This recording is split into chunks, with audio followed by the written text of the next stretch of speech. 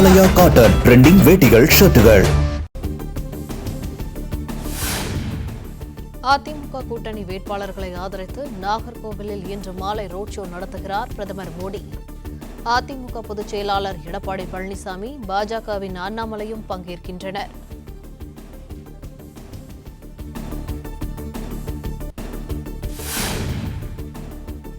பத்து ஆண்டுகளாக கட்டுவதற்கு மதுரை எய்ம்ஸ் மருத்துவமனை என்ன தாஜ்மஹாலா, தஞ்சை பெரிய கோவிலா? திருப்பத்தூரில் பிரச்சாரம் செய்த முதலமைச்சர் மு.க.ஸ்டாலின் கேள்வி. ஆனா தமிழ்நாட்டுக்கான திட்டங்கள்னா அது அலட்சியம், அவங்க சீக்கிரம் முடிக்க மாட்டாங்க. இப்படித்தான் மதுரையில் ஒரு எய்ம்ஸ் மருத்துவமனையை 10 வருஷமா கட்டிக்கிட்டு இருக்கிறாங்க. நான் கூட கேட்டேன், அது என்ன தாஜ்மஹாலா இல்லை தஞ்சை பெரிய கோயிலா, ஏன் இவ்வளவு லேட்டுன்னு கேட்டேன். இந்த அளவில் தான் தமிழ்நாட்டு மேலையும் திருப்பத்தூர் மேலையும் அவங்க அக்கறை இருக்கு. இப்படி தமிழ்நாட்டுக்கு வஞ்சனை பண்ற பிரதமர் அவர்கள் திமுக மிக மோசமான நிர்வாகம் செய்வதாக நேற்று சோசியல் மீடியாவில் போஸ்ட் போட்டிருக்காரு.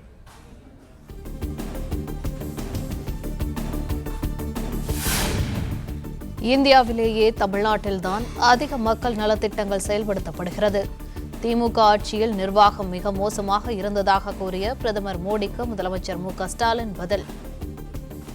சும்மா தேர்தலுக்காக ஒரு மாநிலத்துக்கு எதிராக எதையாவது பேசிட்டு இருக்க கூடாது. பாஜகவை சேர்ந்த மோடி அப்படி பேசினா நாங்கள் கண்டுக்க மாட்டோம். ஆனால் நாட்டினுடைய உயர் பொறுப்பில் இருக்கக்கூடிய அனைத்து மாநிலங்களுக்கும் பொதுவாக இருக்க வேண்டிய பிரதமர் இப்படி பேசக்கூடாது. நீங்க வகிக்கிற பதவிக்கு அழகல்ல. இந்தியாவிலேயே அதிக அளவிலான மக்கள் நல திட்டங்களை செயல்படுத்தி இது மக்கள் மனசுல இடம் பிடித்திருக்கக்கூடிய திராவிட மாடல் தமிழ்நாடு.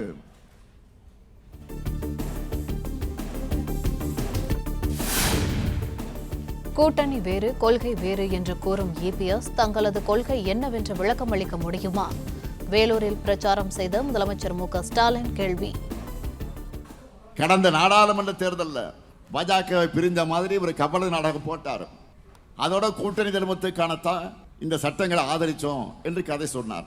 ஓனாய் எதுக்கு அழுன்னு எல்லாருக்கும் தெரியும் தானே. இன்னொரு அரிய முத்த உதிர்த்திருக்கிறார். எங்களுக்கு கூட்டணி வேற கொள்கை வேறன்னு பேசியிருக்கிறார். பழனிசாமி அவர்களை அப்படி என்னதான் உங்ககிட்ட கொள்கை இருக்கு, கொஞ்சம் விளக்கமா சொல்லுங்க கேட்போம்.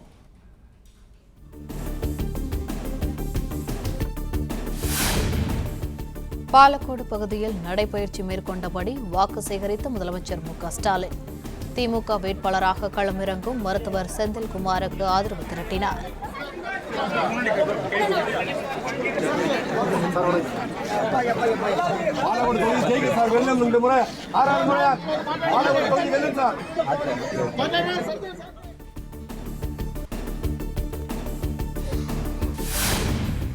மத்திய அரசு நிதி தராமல் தமிழகத்தை வஞ்சிப்பதாக முதலமைச்சர் மு.க.ஸ்டாலின் மனசாட்சியின்றி பேசுகிறார்.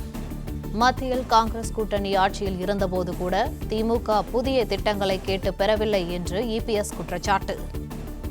மத்திய அரசாங்கம் தமிழகத்தை வஞ்சிக்கிறது, தமிழகத்துக்கு தேவையான திட்டங்களை கொடுக்கல, தமிழ்நாட்டுக்கு தேவையான நிதிகளை கொடுக்கலன்னு ஒரு பச்சை பொய்ய மனசாட்சி இல்லாம இன்றைய முதலமைச்சர் வெளியிட்டிருக்கார். 15 ஆண்டு கால திராவிட முன்னேற்ற கழகம் மத்தியிலே ஆட்சி அதிகாரத்தில் இருந்தபோது தமிழ்நாட்டு மக்களுக்கு புதிய திட்டங்களை வாங்கி கொடுத்தீங்களா?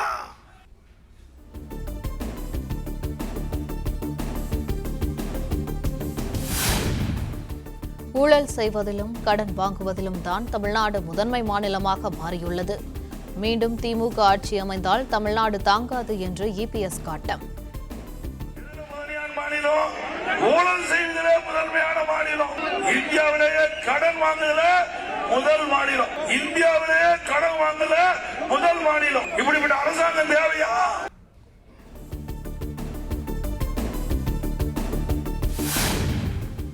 கருணாநிதி முதலமைச்சராக இருந்தபோது மு.க.ஸ்டாலினால் மதுரைக்குள்ளேயே வர முடியவில்லை. பழைய திமுகவை பாப்பீர்கள் என்று வசனம் பேசுவதை கைவிட வேண்டும் என இபிஎஸ் காட்டம். ஸ்டாலின் அவர்கள் அப்பா முதலமைச்சராக இருக்கும்போது, திராவிட முன்னேற்ற கழகம் ஆட்சி இருக்கும் போது இந்த மதுரை மண்ணிலேயே நீ வந்து பார்க்க முடியல. வர முடிஞ்சுதா? மதுரை மண்ணில கால் எடுத்து வைக்க முடியாத ஸ்டாலின் அவர்களே வீரவசனம் பேசுதெல்லாம் விட்டுருங்க. இன்றைக்கு ஸ்டாலின் வீரவசனம் பேசுறார். பழையபடி திமுக பார்த்தீங்கன்னு பார்த்துட்டுமே, நீ தான் மதுரைக்கே வரலையே.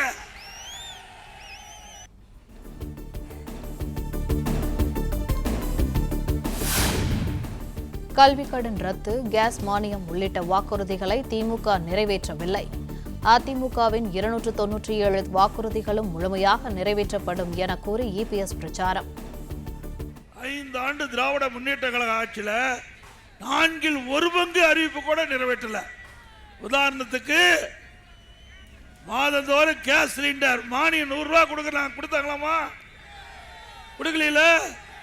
பெட்ரோல் டீசல் விலை குறைக்கிறாங்களா? குறைச்சாங்களா? அதோட கல்வி கடன் ரத்து பண்ணாங்களா? அதிமுக ஆட்சி மலர்ந்தவுடனே 297 அறிவிப்புகள் வெளியிட்டிருக்கிறோம். அனைத்தும் நிறைவேற்றப்படும்.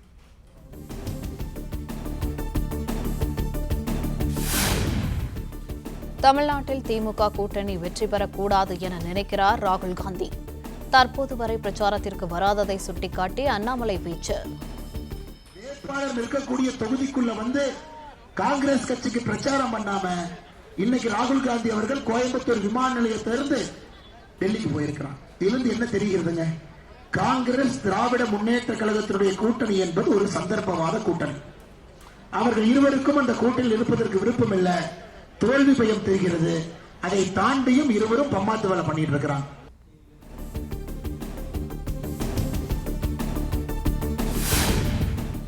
தேர்தலுக்கு பிறகு வங்கிக் கணக்கில் ரூபாய் 8000 வழங்கப்படும் என கூறி கூப்பன் கொடுத்து ஏமாற்றி வருகின்றனர் திமுகவினர். பெண்கள் உஷாராக இருக்க வேண்டும் என அண்ணாமலை வேண்டுகோள்.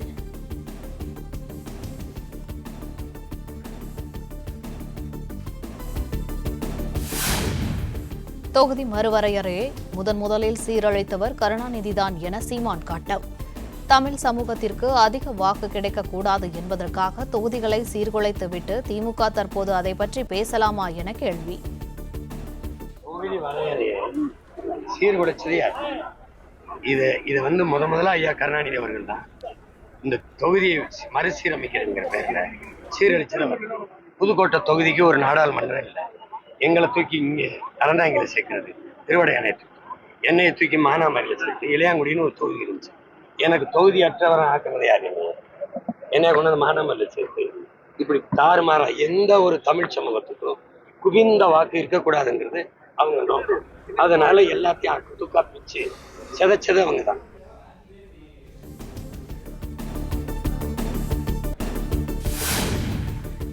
தொகுதி மறுவரையறை தொடர்பாக திமுக எம்பிக்களுடன் முதலமைச்சர் மு.க.ஸ்டாலின் காணொலி மூலம் அவசர ஆலோசனை.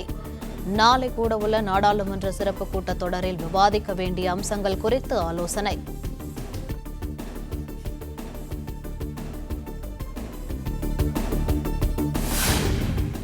தூத்துக்குடி மாவட்டம் கோவில்பட்டி மற்றும் ஓட்டப்பிடாரம் தொகுதி வேட்பாளர்களை ஆதரித்து துணை முதலமைச்சர் உதயநிதி பிரச்சாரம். சாத்தான்குளம் தந்தை மகன் மரணத்திற்கு நீதி பெற்று தந்தது திமுக அரசுதான் என்று பெருமிதம்.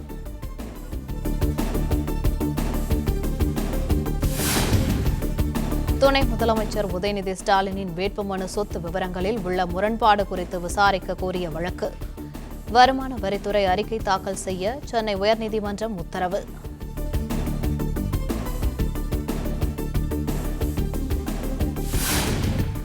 சென்னை துறைமுகம் தொகுதியில் திமுக வேட்பாளரும் அமைச்சருமான சேகர்பாபு வீடு வீடாக பிரச்சாரம்.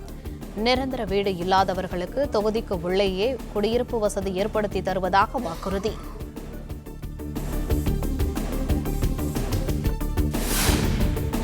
சென்னை வில்லிவாக்கம் திமுக வேட்பாளர் கார்த்திக் மோகன் காலையிலேயே தீவிர பிரச்சாரம். தொகுதிக்கு வந்த வேட்பாளருக்கு மக்கள் உற்சாக வரவேற்பு.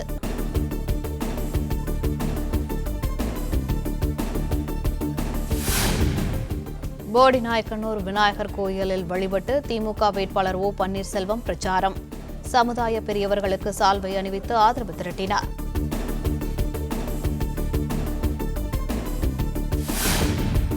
சென்னையை அடுத்த மீஞ்சூரில் வீடு புகுந்து 17 வயதான கல்லூரி மாணவிக்கு சரமாரியாக அரிவாள் வெட்டு. கஞ்சா போதையில் 2 இளைஞர்கள் வெறிச்செயல் என பொதுமக்கள் குற்றச்சாட்டு.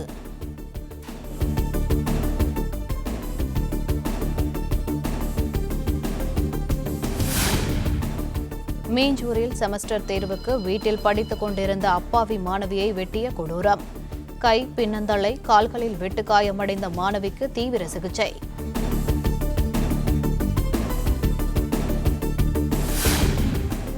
மீஞ்சூரில் கல்லூரி மாணவியை வெட்டியதாக 2 இளைஞர்களை பிடித்து விசாரணை. வீடு புகுந்து கொள்ளையடிக்க முயன்றபோது கூச்சலிட்டதால் மாணவி தாக்கப்பட்டதாக போலீசார் விளக்கம்.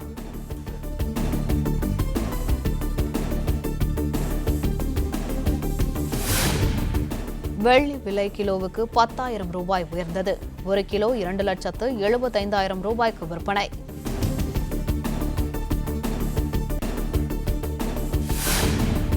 ஆபரண தங்கத்தின் விலை சவரனுக்கு 800 ரூபாய் உயர்ந்து 1,14,560 ரூபாய்க்கு விற்பனை.